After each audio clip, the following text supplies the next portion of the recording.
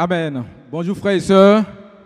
Ce matin, c'est un honneur, c'est un privilège pour moi d'être devant vous pour prêcher le message ce matin. Amen, frères et sœurs. Vous savez, il y a quelques semaines, j'avais prêché un peu sur la grâce et ce thème-là a suscité beaucoup d'intérêt chez certains disciples et qui ont demandé la suite. de ce message. Eh bien, donc ce matin, je vais faire la suite du message sur la grâce. Amen, frères et sœurs. Vous savez, la grâce suscite beaucoup d'intérêt. Parce que la grâce fait partie des fondements de l'évangile, les fondements de la bonne nouvelle. Là où on parle de grâce, ça rassemble beaucoup de personnes. Là où on parle d'amour, là où on parle de paix, là où on parle de joie, beaucoup de personnes aimeraient se trouver dans cet endroit-là. Amen, frères et sœurs. Et c'est vrai que ce message sur la grâce suscite autant d'intérêt chez nous, mais sachez que la grâce aussi a suscité autant d'intérêt chez les disciples, chez les chrétiens d'Antioche. Et donc ce matin, nous allons partir dans la Bible, dans le livre de Actes chapitre 13, et nous allons tirer quelques séquences, les séquences de la prédication de l'apôtre Paul aux frères et sœurs d'Antioche. Et c'est spécifiquement les versets 43 et 44 qui m'ont touché, mais c'est vrai que nous allons toucher les séquences pour expliquer le fondement de ce message. Amen, frères et sœurs. Et bien, pour continuer, baissons la tête et prions. Seigneur, nous voulons te dire merci. Merci pour ta grâce dans nos vies. Seigneur, c'est par ta grâce que nous sommes ici ce matin. C'est par ta grâce, Seigneur Dieu, que nous avons été appelés à toi. Et c'est par ta grâce que nous avons été sauvés. Et Seigneur Dieu, nous te prions de nous aider, mon Dieu Papa, à demeurer dans cette grâce, dans la vie de tous les jours, dans notre manière de nous tenir, que ce soit à la maison, dans notre relation avec les autres. Nous prions que tu ouvres nos yeux spirituels afin de saisir les profondeurs de ton évangile. Merci pour tout, béni sois-tu. Je prie que tu me mettes de côté et que ce matin tu puisses parler à tes enfants. Merci pour tout, béni sois-tu. Au nom de Jésus. Amen. Et donc je disais que nous allons plonger notre regard dans le livre des Actes pour découvrir le fondement du message de l'évangile, la base de la bonne nouvelle. Amen, frères et sœurs. Et nous allons voir ça en Actes chapitre 13. Actes chapitre 13. Nous allons lire du verset 43 au verset 44. Actes 13, du verset 43 au verset 44. La Bible dit, à l'issue de l'assemblée, beaucoup de Juifs et de prosélytes pieux suivirent Paul et Barnabas. Ils s'entretinrent avec eux et les exhortèrent à rester attachés à la grâce de Dieu. Verset 44, le sabbat suivant, presque toute la ville se rassembla pour entendre la parole de Dieu. Amen, frères et sœurs. Et ce qui est incroyable ici, c'est que la Bible dit que dans la prédication de l'apôtre Paul, le sabbat suivant, au verset 44, presque toute la ville se rassembla pour entendre la parole de Dieu. Amen, frères et sœurs. Vous savez, Paul a prêché dans la synagogue. Et dans cette synagogue-là, il y avait des juifs et des prosélytes pieux, c'est-à-dire des païens convertis au judaïsme. Mais ce message a été tellement touchant au point où le sabbat suivant, la Bible dit au verset 44 que presque toute la ville. Et la question que je me suis posée, c'est mais qu'est-ce qu'il a pu dire? Qu'est-ce qui a pu toucher ceux qui étaient là au point d'aller toucher d'autres personnes à être présents ce jour-là? Amen, frères et sœurs. Vous savez, Paul et Barnabas, on connaît un peu l'histoire, Actes chapitre 11, Actes chapitre 12, Actes chapitre 13. Ils arrivent à Antioche, au verset 15 de ce même chapitre 13, là, la Bible dit, après la lecture de la loi et des prophètes, les chefs de la synagogue leur envoyaient dire, « Ô frères, Si vous avez quelque chose, quelques exhortations à adresser au peuple, parlez. Au verset 16, la Bible dit, Paul se leva et ayant fait signe de la main, il dit, hommes israélites, et vous qui craignez Dieu, écoutez. Amen, frères et sœurs. Et donc, ce qui se passe ici, c'est que Paul et Barnabas se retrouvent dans la synagogue. Et à l'époque, c'est à cet endroit-là que les Juifs et les prosélytes, c'est-à-dire que ceux qui étaient convertis au judaïsme, se retrouvaient. Et donc, Paul et Barnabas se retrouvent là-bas. Et la Bible dit qu'après avoir lu, après avoir fait la lecture de la loi et des prophètes, ils demandaient aux apôtres, est-ce que vous avez quelque chose à dire? Est-ce que vous pouvez nous exhorter un peu? Amen, frères et sœurs. Et Paul, n'est-ce pas, prend la parole et Paul rentre depuis l'Ancien Testament et aboutit à Jésus. Et dans son message, il montre à ces Juifs-là qu'à travers Jésus, nous avons la grâce, n'est-ce pas, d'être sauvés. Amen, frères et sœurs.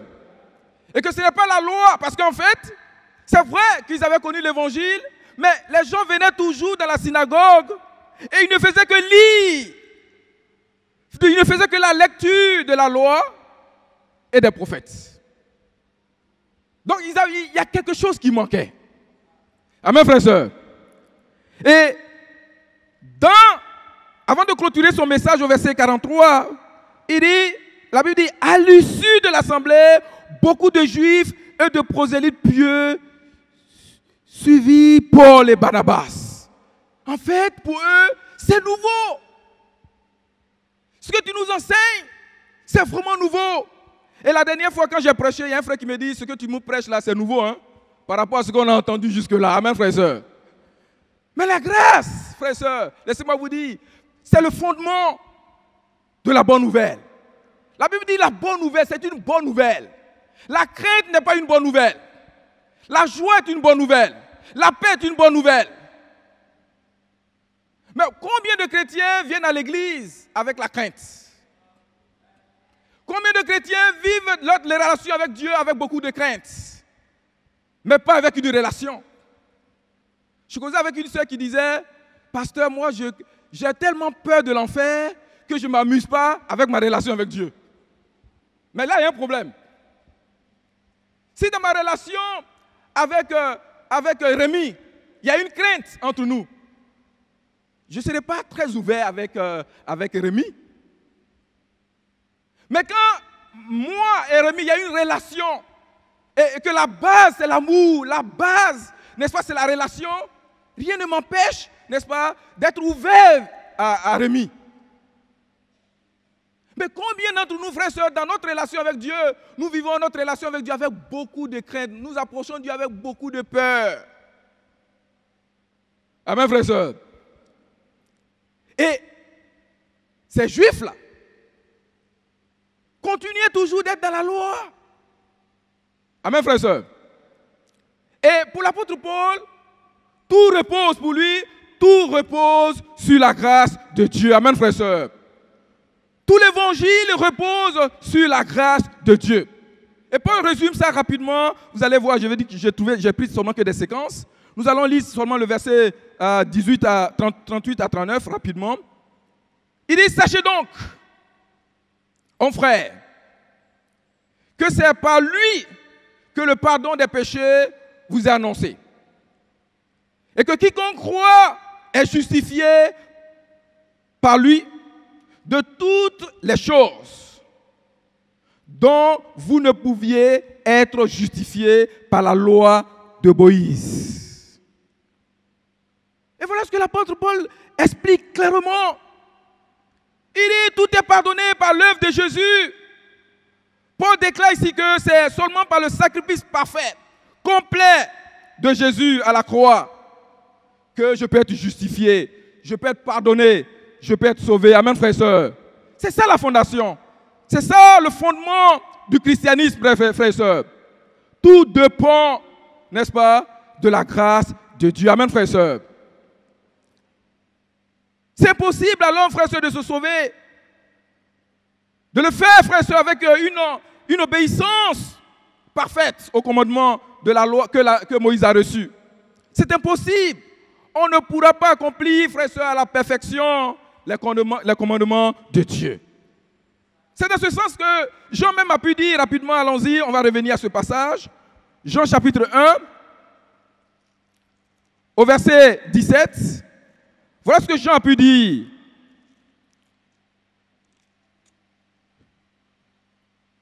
Il dit que la loi a été donnée par Moïse. La grâce et la vérité sont venues par Jésus-Christ. Amen, frères et sœurs.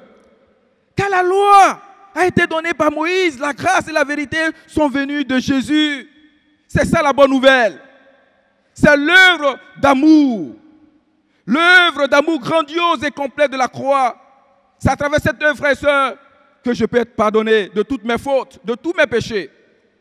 Je n'ai plus, frères et sœurs, à marcher, à vivre sur le fardeau, sur le poids de la culpabilité, sur le poids des remords de conscience, parce que je peux être pardonné. Amen, frères et sœurs. Et frères et sœurs, pour illustrer son message, Paul va utiliser un personnage que nous connaissons bien, mais un personnage assez important. Retournons à notre verset de base, Actes chapitre 13, et nous allons lire du verset 22 au verset 23. Il va utiliser un personnage. Et il va dire ensuite, dans sa description, que Dieu a choisi cet homme-là parce que c'était l'homme selon son cœur. Amen, frères et sœurs, nous connaissons bien, il s'agit bien de David. Il dit, verset 22 et 23, il dit, puisque l'ayant rejeté, il le suscita pour roi David, auquel il a rendu ce témoignage. J'ai trouvé David, fils d'Isaïe, homme selon mon cœur, qui accomplira toutes mes volontés. Amen, frères et sœurs. Je voulais simplement m'arrêter sur j'ai trouvé David, fils d'Isaïe, homme selon mon cœur. Amen, frères et sœurs. Je me suis posé la question de savoir, est-ce que David est vraiment l'homme selon le cœur de Dieu?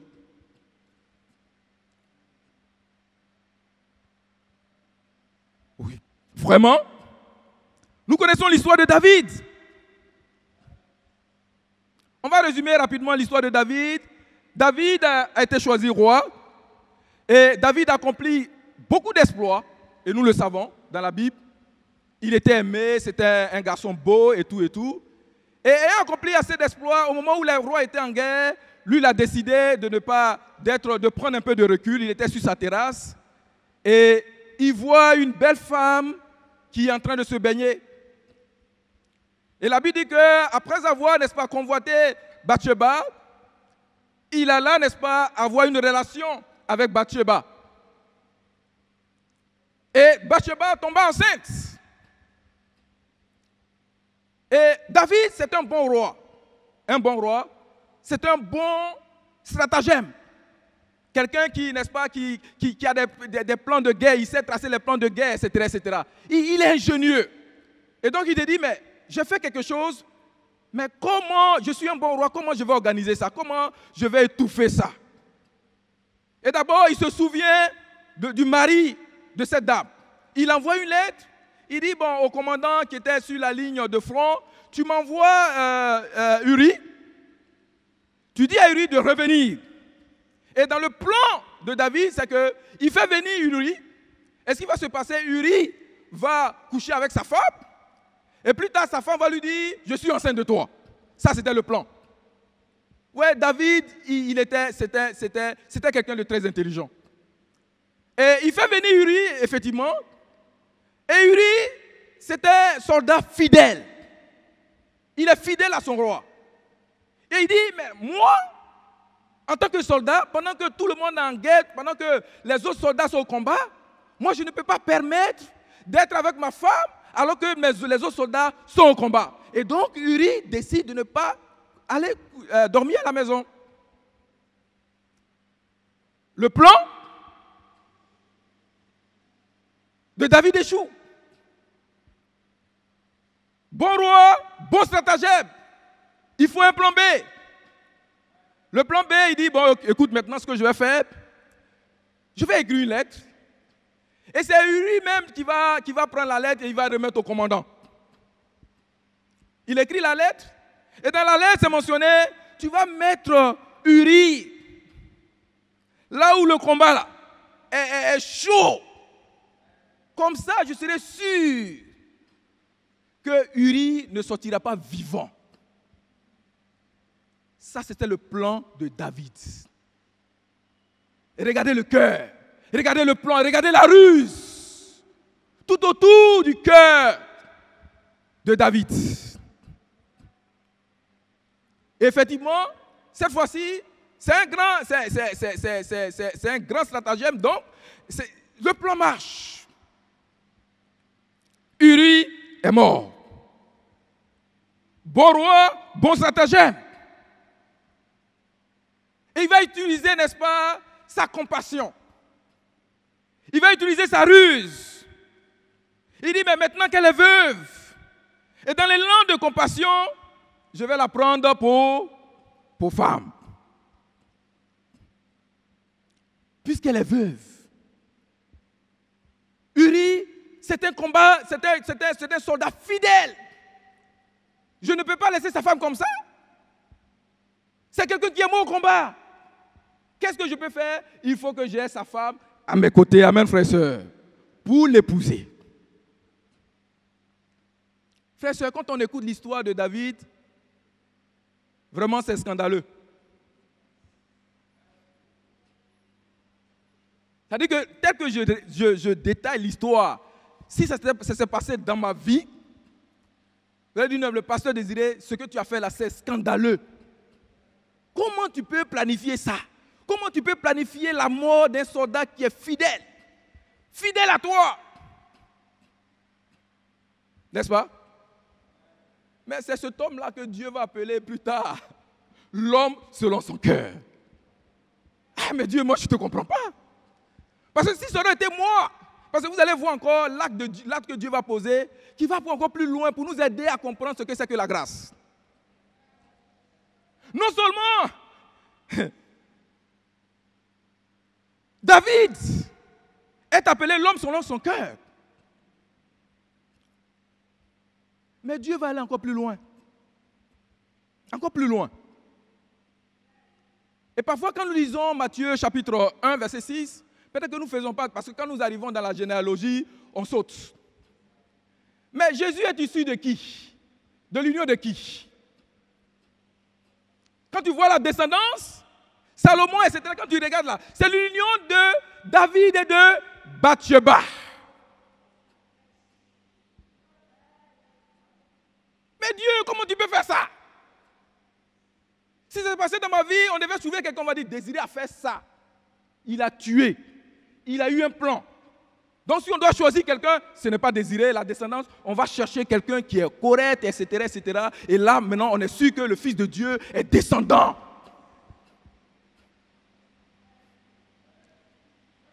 Mais pourquoi Dieu procède par tout ça? C'est pour nous enseigner ce que c'est que la grâce.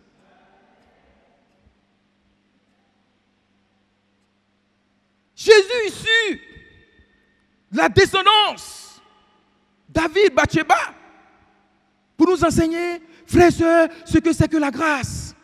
Malgré ses fautes monumentales, malgré ses imperfections, frères et sœurs, Dieu dit que David est l'homme selon son cœur. David n'était pas parfait. Parce que quand on regarde l'histoire, on voit effectivement que David n'était pas parfait. Comme toi et moi. Il faut qu'on réalise même que bien étant chrétien, bien étant baptisé, tu n'es pas parfait. Là, il faut le reconnaître. Mais vous savez, David, parce que si je laisse l'histoire comme ça, vous allez dire, mais attends, non, Dieu, non, non. C'est vrai que David a fait tout ça, mais David avait deux qualités.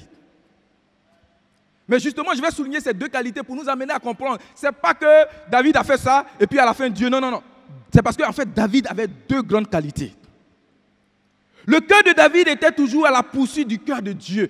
Même bien ayant fait tout ça, son cœur était toujours à la poursuite du cœur de Dieu. Son cœur désirait ardemment Dieu. Amen, frère et soeur. Il n'était pas parfait, c'est vrai, mais il recherchait Dieu. Qu'en est-il de moi, de toi et de moi ce matin? Est-ce que quand on regarde notre imperfection, est-ce qu'on a toujours, n'est-ce pas, on a le cœur toujours, n'est-ce pas, dévoué vers Dieu, on est toujours à la recherche, à la poursuite du cœur de Dieu? Amen, frère et soeur. Et la question pour nous ce matin, où est ton cœur? C'est trop facile pour dire non, vraiment, la chair est faible et tout ça et tout, et c'est vrai. Ça, on peut dire ça. Mais est-ce que ton cœur est toujours à la poursuite? Ton cœur recherche le cœur de Dieu. Dieu ne va pas s'arrêter, frères et sœurs, à toutes, n'est-ce pas, les erreurs, à toutes les fautes de David. Il n'a pas regardé tout ça parce qu'en fait, quand Dieu regarde l'état du cœur de David, il sait que bien ayant fait tout ça, il y a de bonnes choses en lui. Et ce matin, laisse-moi te dire que Dieu connaît la profondeur de ton cœur ce matin. Souvent, on s'arrête à nos chutes et rechutes. Mais pendant tes chutes et rechutes, est-ce que ton cœur toujours désire Dieu? Parce qu'en fait, c'est ça que nous, les hommes, nous ne voyons pas. Mais Dieu, lui, voit ça. Il voit que mon fils, c'est vrai, ça ne va pas dans sa relation avec Dieu, mais c'est quelqu'un qui désire vraiment. Il me cherche, il tâtonne, c'est vrai, mais il continue de me chercher.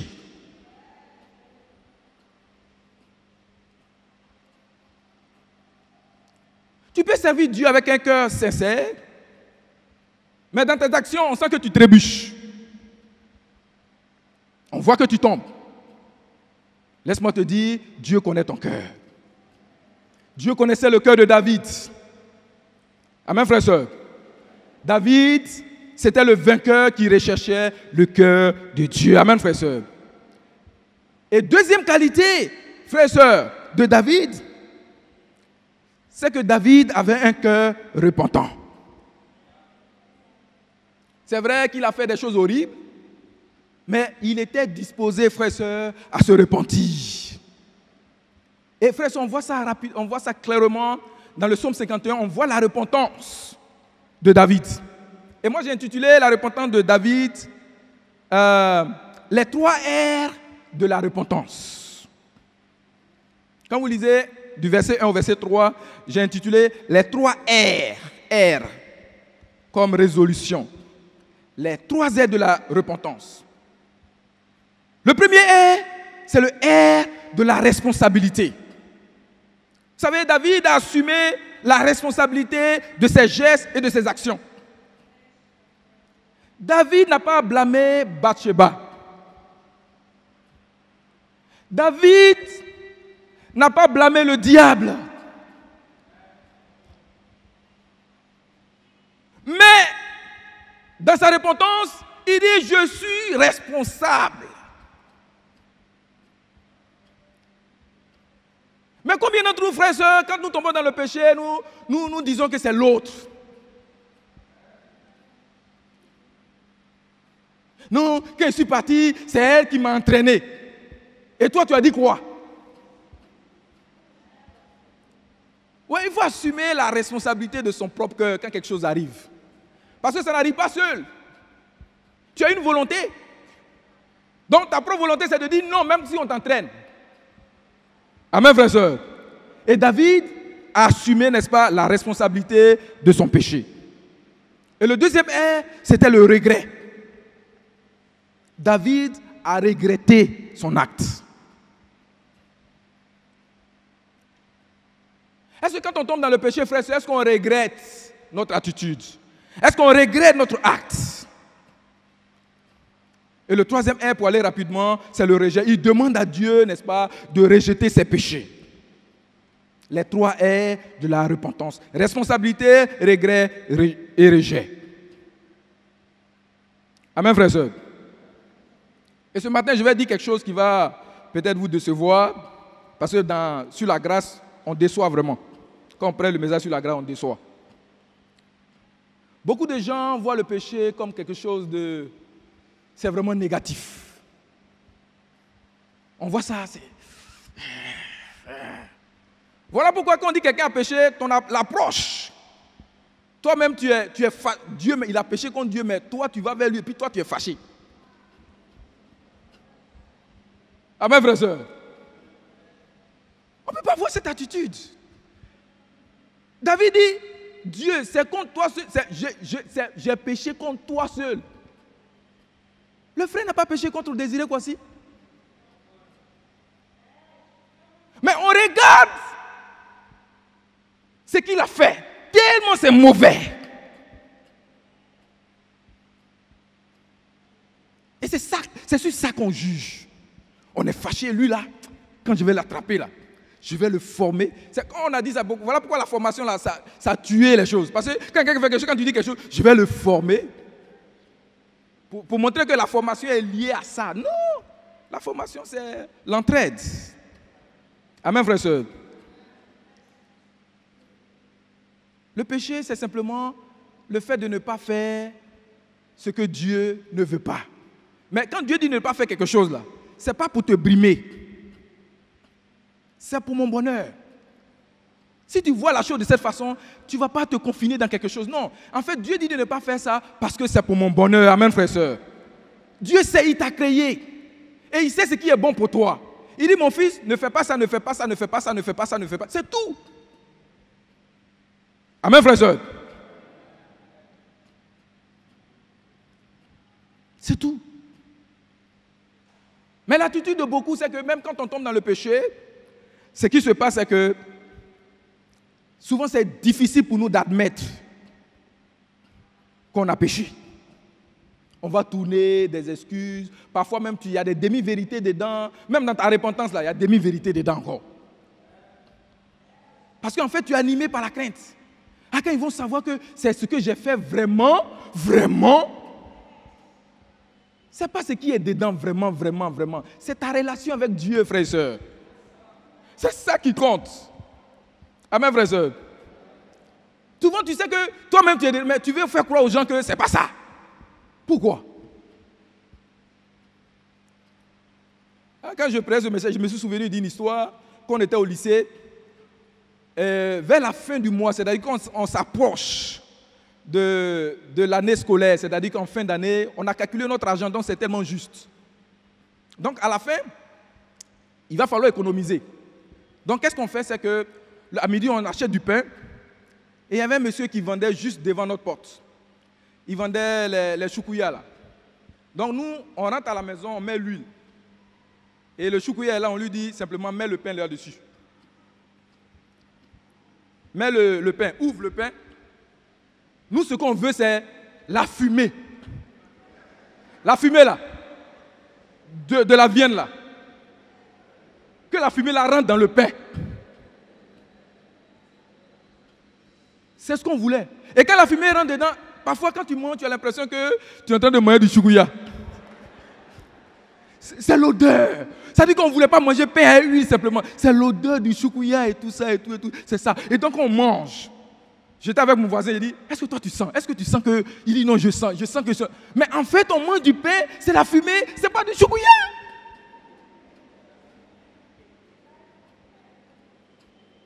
Et beaucoup de personnes, dans notre relation avec Dieu, c'est ce qu'on fait. On est dans le faux, mais on veut faire croire qu'on est dans le vrai.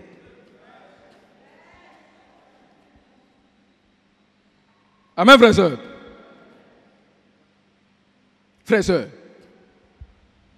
L'évangile repose sur la grâce de Dieu.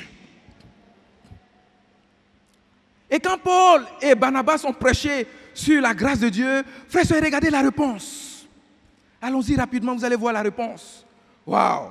Et je me suis dit, dans cette église, si nous continuons de prêcher sur la grâce, ça va non seulement changer notre vie, mais ça va changer la vie de beaucoup de personnes. Verset 44, la Bible dit, le sabbat suivant, presque toute la ville se rassembla pour entendre la parole de Dieu. Amen, frères et sœurs. C'est vrai que les gens pratiquaient, ils étaient dans le judaïsme, mais au fond d'eux, là, ils se sentaient prisonniers. Amen, frères et sœurs. la réponse de la grâce de Dieu prêchée par l'apôtre Paul, c'était tellement touchant, frères et sœurs. La Bible dit que la ville est sortie parce que quelqu'un a annoncé le message de la grâce, le message de paix, le message d'amour. Tout simplement pour dire que les gens avaient soif. Ils avaient soif. Et laissez-moi vous dire, frères et sœurs, les gens autour de nous ont soif. Ont soif de grâce. Les gens autour de nous ont soif de paix. Les gens autour de nous ont soif d'être pardonnés.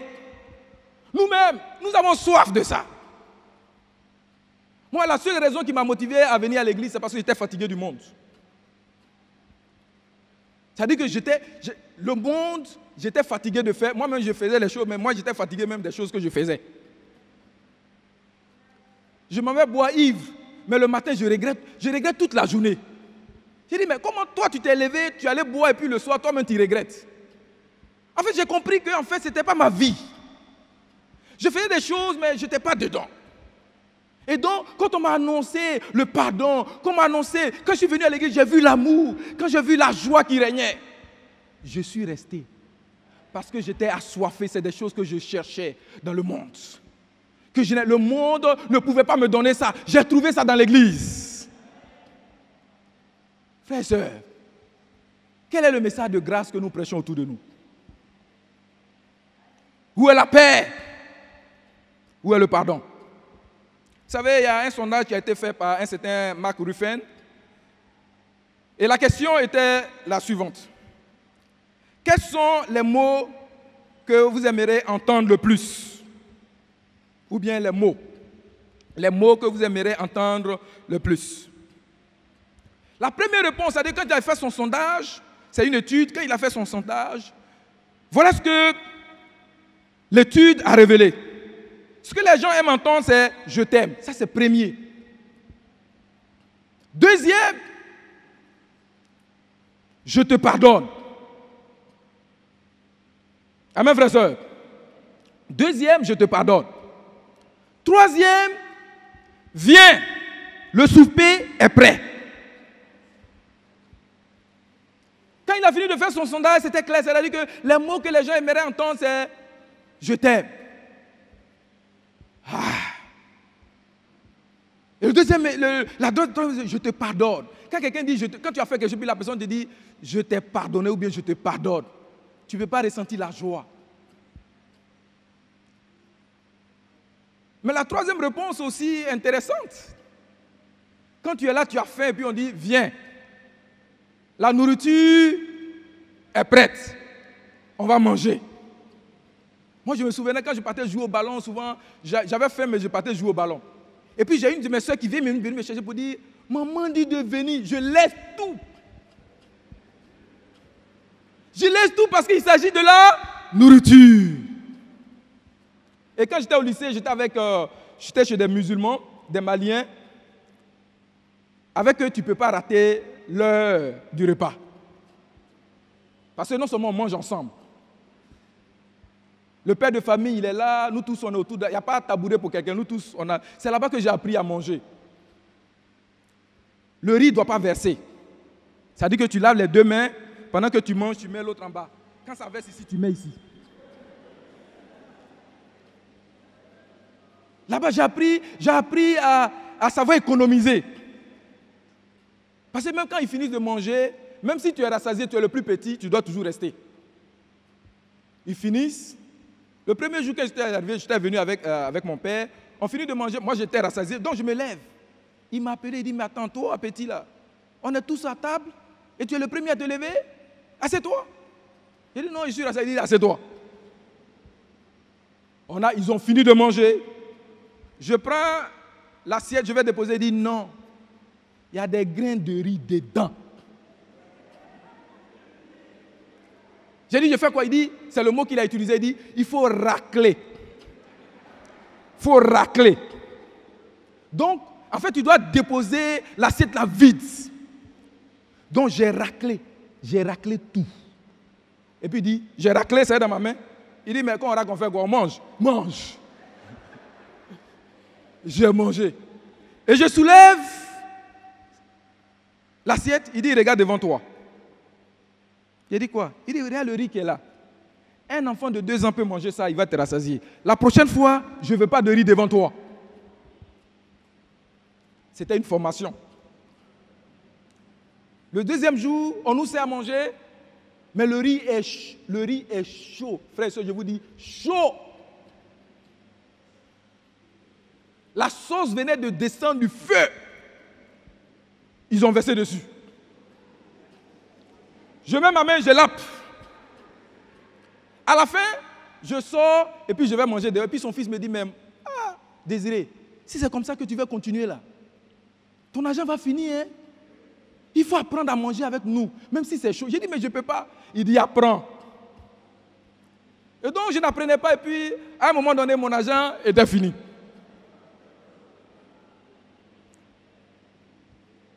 Et le second jour, on dépose l'assiette, on verse. C'était l'igname. Non. Je voyais la vapeur. J'ai dit, aujourd'hui là. Aujourd'hui, c'est aujourd'hui. Je mets ma main dedans. C'est chaud, c'est pas chaud. En fait, quand j'ai fini de manger, je ne sentais plus de goût. Parce que la langue, la bouche, tout était brûlé, tout était tant, etc. Mais l'essentiel, c'est que j'ai mangé. J'ai attendu 2 jours. Il y a eu la cicatrisation. Ils ont servi à manger, c'était chaud. Je mange, le fils me regarde. Il dit, ah, Désiré, tu es devenu fort. Hein? J'ai dit, mais attends, tu penses quoi? J'ai dit, tout est cicatrisé, donc je ne sens plus le chaud, le froid et tout ça, donc je suis dedans. On y va. Amen. La preuve, quand on t'invite à manger quelque part, tu cours pour manger. Même si c'est loin, parce qu'en fait, les gens aiment ça. Amen, frère et sœur. On doit simplement voir dans l'attitude des gens, ne regardons pas simplement le fait que les gens dénigrent Dieu. Non, en fait, c'est des gens qui sont assoiffés de Dieu. Voilà comment on doit voir les gens. Il faut avoir les yeux de la grâce. Moi, j'ai dit, quand j'étais à l'école, si je mets mon pied dans une église, c'est que ce n'est pas moi. Moi, j'ai déjà dit ça. Mais à l'époque, Dieu n'a rien dit. Dieu dit, c'est toi qui vas prêcher. Oui, ça arrive. Amen, frère et sœur. Mais ce sondage, frères et sœurs, respecte exactement le message de l'Évangile. Dans le message de l'Évangile, on parle d'amour, on parle de pardon, on parle de communion. Amen, frères et sœurs. Dieu désire communier avec nous. Amen, frères et sœurs. C'est exactement ça. C'est ce que les gens ont besoin. Vous savez, il y a un rapport qui a été révélé en octobre 2011. La consommation d'antidépresseurs a augmenté de 400% en 20 ans aux États-Unis. Puis un Américain sur 10 en prend dès l'âge de 12 ans. Les antidépresseurs sont le 3e médicament le plus prescrit aux États-Unis, aux Américains, de tout âge. Et le premier chez ceux âgés de 18 à 44 ans. C'est ce que le rapport publié par les centres fédéraux de contrôle de prévention des maladies CDC a révélé en octobre 2011. Et de plus en plus, frères et sœurs, vous savez ce qui se passe? Beaucoup même d'Ivoiriens, frères et sœurs, fréquentent les services de santé mentale. Je ne dis pas l'hôpital psychiatrique, je dis santé mentale à Djamé. Parce qu'en fait, beaucoup d'entre nous ici, frères et sœurs, il y a des moments de notre vie où nous avons traversé la dépression, sans le savoir parfois. Pourquoi on va, n'est-ce pas, au service de santé mentale? Parce que parfois, beaucoup d'entre nous, il y a des gens qui n'arrivent pas à supporter les situations courantes de la vie. L'échec, il veut se copiner, on l'a cassé son cou un jour, 2 fois, 3 fois, il peut péter les plombs pour ça. Ça existe. Tu aimes une soeur, tu n'aimes pas, il pète les plombs. Ça existe. L'échec, etc., etc. Vous voyez, c'est des choses qui arrivent. La dépression. Amen, frères et sœurs. Les échecs. La perte d'un parent.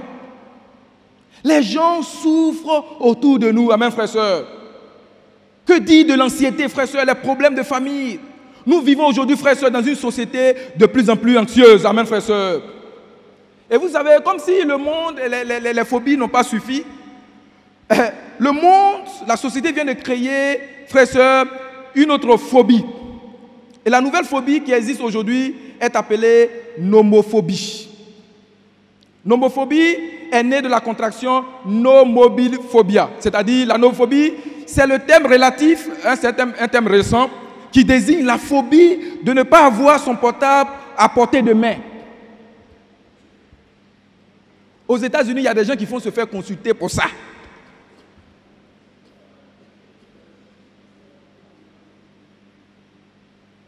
Et il y a beaucoup d'entre nous ici, peut-être qu'on a atteint de la nomophobie.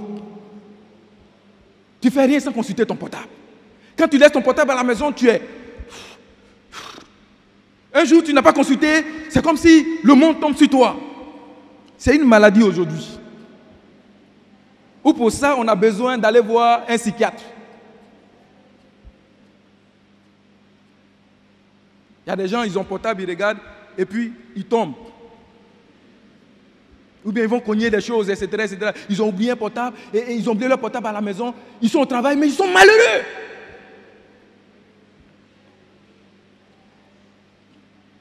Nomophobie. Amen.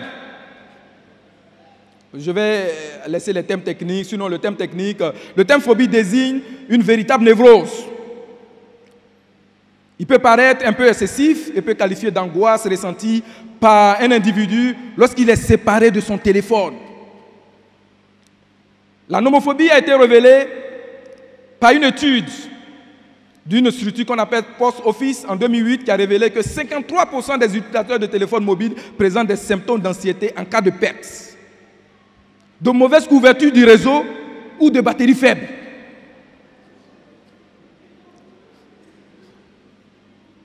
On allait à une réunion et puis j'ai vu un frère, son portable est déchargé.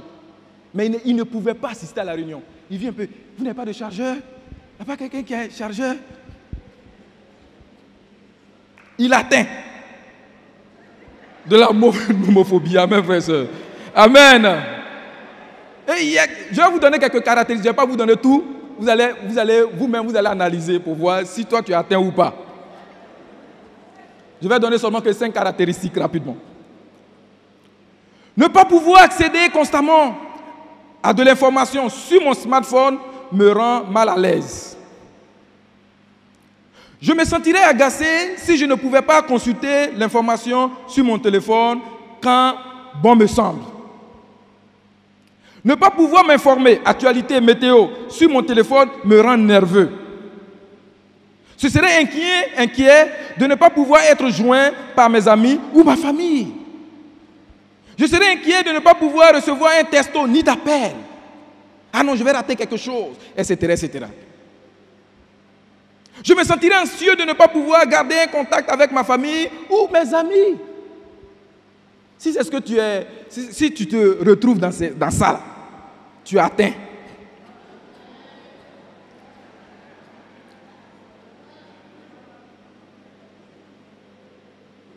Et dans quelques années, je vais mettre en place un service.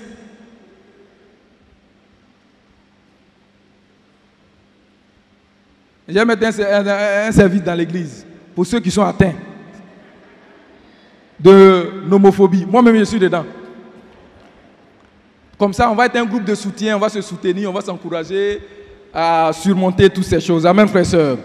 Pour vous dire qu'aujourd'hui, on est dans une société, n'est-ce pas, remplie d'anxiété. Amen, frères et sœurs. Amen. Il y a un chercheur, il y a un monsieur, en fait, qui travaille dans un ministère qu'on appelle Henri Noé, qui a fait son ministère pastoral dans une clinique pour les malades en fin de vie. C'est-à-dire qu'il faisait les soins palliatifs dans les ONG. Donc, après avoir entendu les témoignages, les confessions de toutes sortes, et qui ont mené ces personnes-là dans l'état où ils se trouvaient, Henri Noé a décidé de faire cette prière à Dieu. Il dit, j'ai changé ma façon de voir les choses. Dieu, aide-moi à voir les autres, non pas comme mes ennemis, ou des opposants de Dieu, mais plutôt comme des gens qui sont assoiffés. Donc il a fallu qu'ils travaillent dans l'univers de ces personnes qui ont eu des comportements qui les ont menés dans leur situation là, des personnes qui sont en fin de vie. Et donc après avoir entendu, n'est-ce pas, le témoignage de ces personnes-là, etc., il dit Dieu, donne-moi d'avoir un regard différent. Vous savez pourquoi parfois Dieu nous fait passer par les mêmes situations? C'est pour qu'on puisse avoir un regard différent sur les autres. Parce que quelqu'un qui n'a jamais eu faim, quand quelqu'un dit j'ai faim, il ne comprend pas. Mais moi, quand quelqu'un dit j'ai faim, là, moi je comprends. C'est tous les souvenirs des mangues que je suis allé cueillir, je suis allé voler dans les champs, etc. Pour manger, il ne serait qu'à midi. Je comprends. Amen, frères et sœurs. Amen. Les gens sont assoiffés. Et nous-mêmes, nous sommes assoiffés. On vient à l'église parce qu'on a soifé. On a soifé d'amour, on a soifé de grâce, on a soifé de pardon. Amen, frères et sœurs. Je me souviens une fois quand on était au CM2, on allait c'était un truc d'entretien, on allait couper les bambous. Et à l'époque, on était jeunes, on n'a pas pris d'eau et tout. Et maintenant, à notre retour, on avait soif. On avait soif.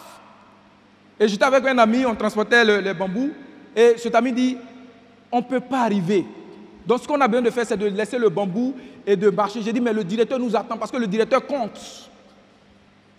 Donc il fallait trouver une solution. On est rentré dans un champ, frères et sœurs, on a vu, il y a l'eau qui coulait quelque part et je n'ai pas regardé la couleur de l'eau. Est-ce que c'est propre? Est-ce que c'est hygiénique? Est-ce que c'est tentant? Est-ce que c'est tentant? J'ai mis ma bouche dedans. J'ai bu. Quand j'ai fini, il m'a regardé. J'ai dit, tu bois ou on retourne? Il a bu.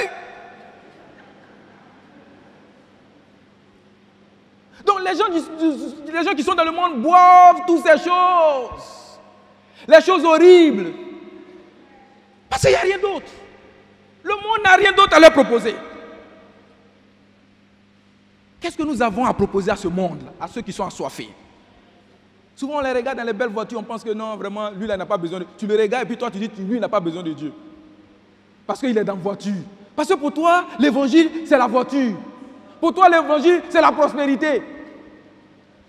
Hein, comme il est à l'aise, lui, non, de toute façon, il marche là, il n'a pas besoin de Dieu. Non. C'est ce que chacun vit dans sa relation personnelle avec Dieu. C'est là-bas que ça se passe. Amen, frères et sœurs. Amen. Ne vous inquiétez pas, j'ai presque fini. Je finis à la fin du sermon de Paul.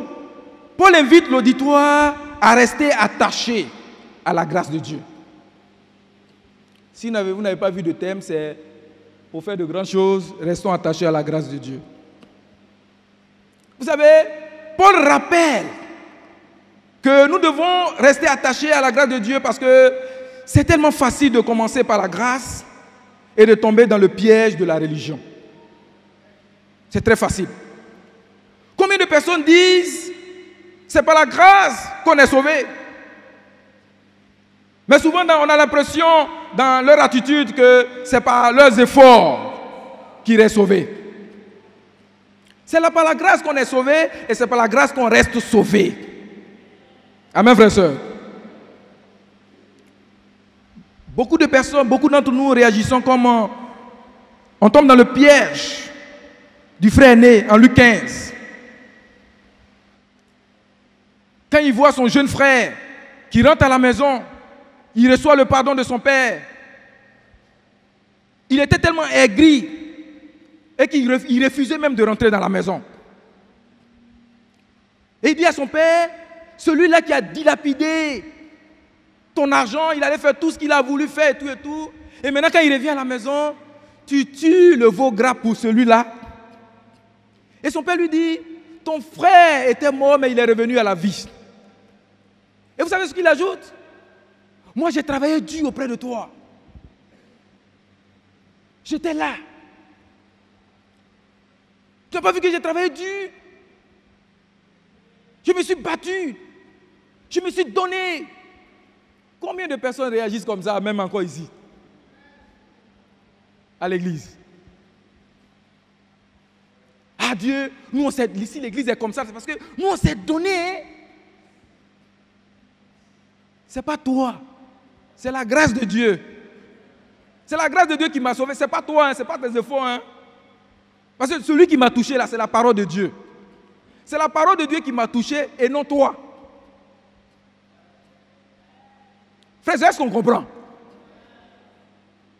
Je dis ça parce que beaucoup de personnes, quand ils viennent, il y a des gens, quand vous venez à l'église, vous suivez les hommes. Non, c'est lui qui m'a évangélisé. Non, c'est lui qui a étudié la Bible avec moi. Et puis quoi? Lui-même là, qui l'a évangélisé? Il y a un frère qui disait ça, il dit, ce qui me plaît à l'église du Christ, c'est que nous tous, on a été évangélisés. Et ça, c'est ma joie. Parce que personne ne peut se revendiquer ici d'avoir une église. Nous tous, on a été évangélisés. Qui n'a pas été évangélisé ici? Ah donc nous tous, on a été évangélisés. Donc l'église, ça ne nous appartient pas. Ça appartient à Jésus. Amen, frères et sœurs. C'est pour ça que moi, je suis à l'église. Je ne suis pas là pour quelqu'un. Hein? Ça, je vous le dis.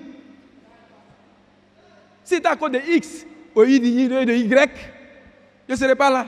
Depuis longtemps, ce n'est pas aujourd'hui, hein, depuis longtemps. Je suis là parce que le message qui a été prêché là, que Dieu, n'est-ce pas, Dieu a utilisé ce frère là, Herbert là, qui m'a enseigné là, c'est ça qui m'a touché. Je suis reconnaissant à Herbert, mais je suis plus reconnaissant à Dieu. Mais pas parce que toi tu m'as évangélisé, tu tombes dans la foi, donc moi je dois te suivre. Il faut faire l'erreur. Tu fais ça, tu vas aller seul, moi je vais rester. Ah oui, c'est clair. Je me souviens à l'époque, il y a des choses qui sont passées. Il y a des gens qui ont pensé que moi, j'allais partir. Et dit, vous ne me connaissez pas. Et chaque fois, je dis aux étudiants, je vous prêche, hein, mais le jour où je décide de quitter l'église de Christ, je ne veux pas voir quelqu'un me suivre. Parce que je veux assumer ma propre responsabilité, la propre responsabilité de mon départ. Je n'ai pas besoin de clients pour partir avec moi. Jamais. J'assume. Amen, frère et soeur. Donc, faut pas. Le fils, là, il dit, tu vois pas, moi je travaille auprès de toi, moi je fais ceci, mais Dieu, pourquoi tu bénis, toi tu es béni tant, et puis moi tu m'as laissé. Non, c'est une relation avec mon Père. Amen, frère et soeur. Amen. Ma question ce matin, c'est tu mets ta confiance? Non. Où est-ce que tu mets ta confiance pour ton salut? En Dieu ou en toi? Si tu as tendance à être légaliste, tu mettrais ta confiance dans le fait d'obéir à la loi. Si tu as une tendance à être moraliste, tu vas mettre ta confiance dans le fait que tu as de bonnes valeurs, valeurs morales. Il y a des gens qui disent, mais moi, je ne vais pas à l'église, hein? Mais moi, je ne fais pas de mauvaises choses. Qu'est-ce que tu appelles mauvaises choses? Il y a des choses que toi, tu fais, c'est caché. Nous, on sait que c'est mauvais. Donc, tu ne peux pas te vanter d'avoir, n'est-ce pas, une bonne moralité. Amen, frère et soeur. Amen. Si tu penses que tu es religieux, tu vas mettre ta confiance dans les bonnes œuvres. Mais si tu es chrétien, frère et soeur, tu vas mettre ta confiance dans l'œuvre de Jésus à la croix. Amen, frère et soeur. Parce qu'à la croix, tout a été accompli. La grâce, frère et soeur, n'est pas le fruit de la justice, mais c'est le fruit de l'amour de Dieu. Ce n'est pas le fruit de la justice, c'est le fruit de l'amour de Dieu. Le grand frère, dans Luc 15, a trouvé que son père a été injuste vis-à-vis de lui. Et souvent, c'est comme ça que nous réagissons vis-à-vis de Dieu. Nous disons, non, Dieu, tu n'as pas été juste avec moi. Dieu est juste vis-à-vis de tout le monde. Amen, frère et soeur. La grâce, c'est quand je réalise l'horreur, l'ampleur du péché. Et en même temps, je réalise l'ampleur, la grandeur de l'amour de Dieu qui veut mon bonheur. Cela m'amène, frère et soeur, à revenir sur le droit chemin. C'est vrai, je vois l'horreur du péché, mais je vois la grandeur, l'amour de Dieu. Et mon regard est plongé sur la grandeur, l'amour de Dieu. Donc, si je sais à un moment donné que je m'éloigne de Dieu, je fais demi-tour et je reviens sur le droit chemin. Amen, frères et sœurs. Laissez-moi vous dire, frères et sœurs, ce matin avant de finir, l'amour est le plus grand motivateur de notre foi. Retournons à la grâce, retournons à l'amour et non la crainte. Beaucoup font de bonnes choses parce qu'ils ont peur. Ah, il faut faire ça parce qu'au dernier jour là-haut, je fais ça parce qu'au dernier jour. Non, ce n'est pas par peur. Tu aimes Dieu, Dieu t'aime. Et c'est ça l'essentiel, amen, frères et sœurs. Et ce matin, Dieu nous invite à demeurer dans sa grâce, qui est le fondement principal de la bonne nouvelle. Frères et sœurs, restons, allons-y, restons attachés à la grâce de Dieu et que Dieu vous bénisse.